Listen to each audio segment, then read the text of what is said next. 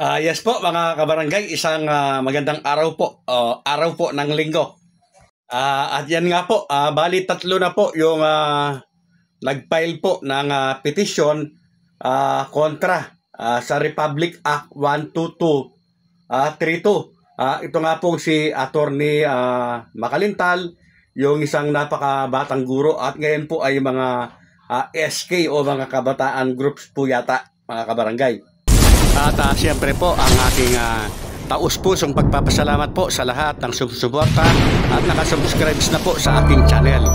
At ang lahat po na napadaan lamang, kayo po ay aking malugod na iniimbitahan na mag-subscribe. Pakiclick po ang notification bell at all. At siyempre po, nasa Korte Suprema na po yan sa kanyang pagdidesisyon kung sino po yung kakatigan. Ito po bang Republic Act 12232 na nagtatakda ng halalan sa November 2, 2026 o ito pong umiiral po na batas ngayon or ito pong Supreme Court ruling na nagtatakda naman ng December 1, 2025. Para po wag kayong malito mga kabarangay, ang umiiral po na batas sa kasalukuyan ay ito pong Republic Act 12232 pirmado ng Pangulo. At yan po ay ganap na batas na, Republic Act na po yan. Kaya siya po ang nangingibabaw. So, mas lamang na lamang po itong Republic Act 12232 na ito dahil siya nga po ngayon ang nangingibabaw.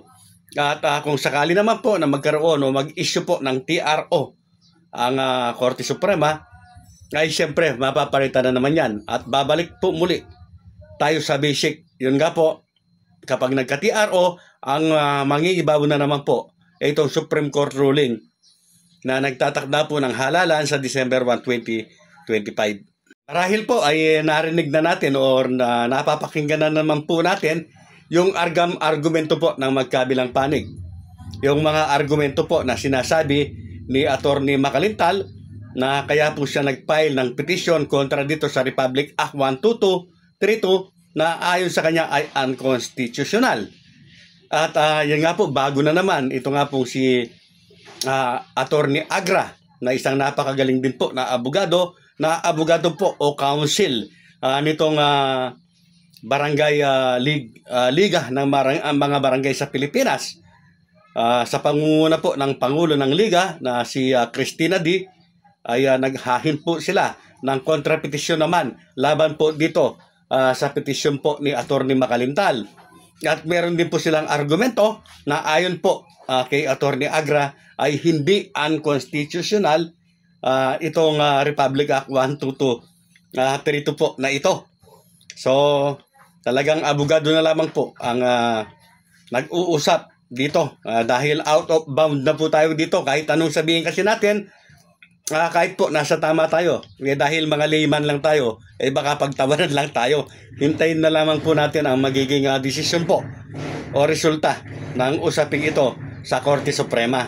Pero po, merong kanya-kanyang paniniwala, meron po kanya-kanyang pananaw, at syempre, lalo na po, merong kanya-kanyang interes.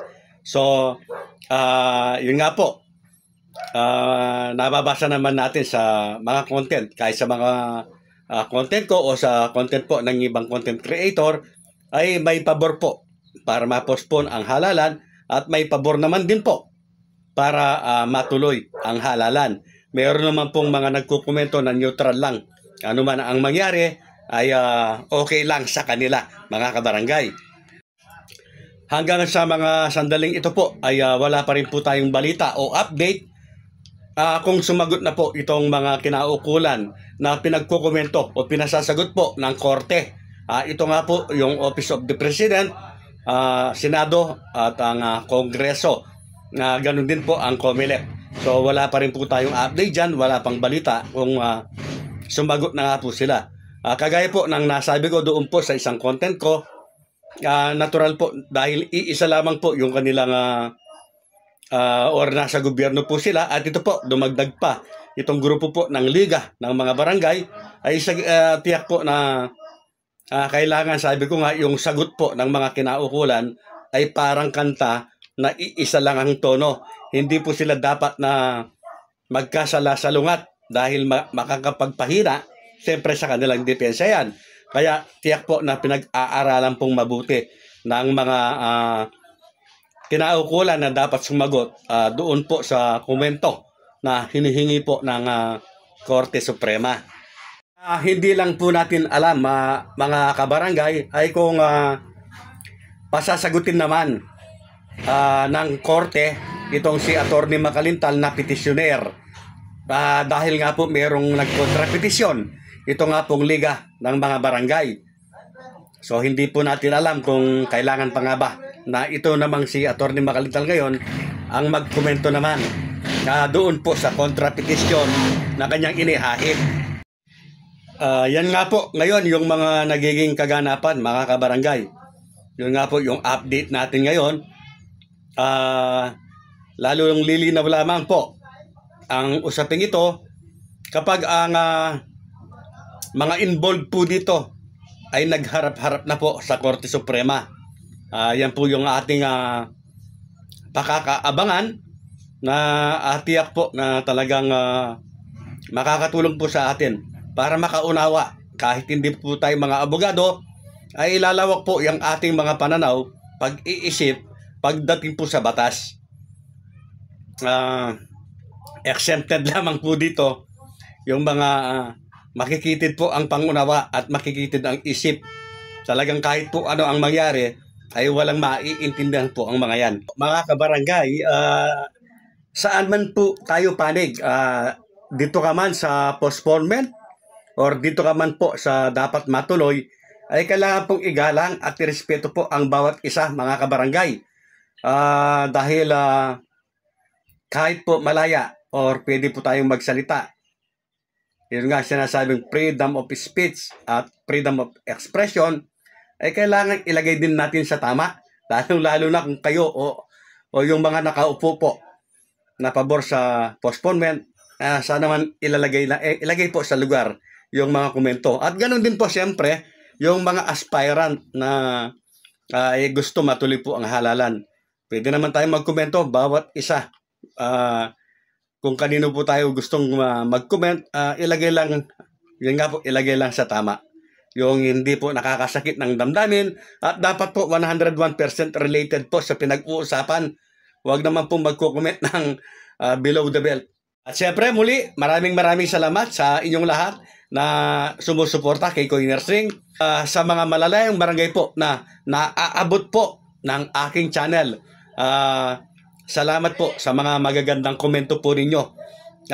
Yan po yung nagpapalakas po ng aking loob para manatili po sa paggawa ng content patungkol po sa barangay at SK election. Doon naman po sa mga ka-coiners na hinihintay po yung pag-upload natin patungkol po sa ating hobbies na mga altcoins, mga jewelries at yung iba kasi ay hinihintay po yung content natin patungkol sa mga airsoft gun na matagal-tagal na rin po tayong hindi pala nakagawa ng content para sa mga airsoft. So malapit na rin po yan mga kabarangay. Doon po sa mga altcoins, yes po, kasi inaaral ko pa po muli kasi late po yung alam ko sa pricing o sa presyuhan ng mga yan. Ganun din yung mga latest update na in po ngayon. Siyempre inaaral ko pa po yan bago po ako gumawa ng content muli para sa ating mga barya. Pero sa presyuhan po ng gold at silver, yes po, meron na po tayong nakahanda dyan. Ganun din po yung nagtatanong ng update magkano ang sangla ng gold ngayon. May nakaredy na po tayo dyan. Ganun din po sa mga mahihilig po sa mga mamahaling relo at collectibles. Yes po, naghahanda rin na rin po tayo dyan. Sineset ko na po yung aking mga collection po para makita po ninyo. At ganun din po yung presyuhan po ng mga yan, mga kabarangay. Kaya lang po sa ngayon, update lang.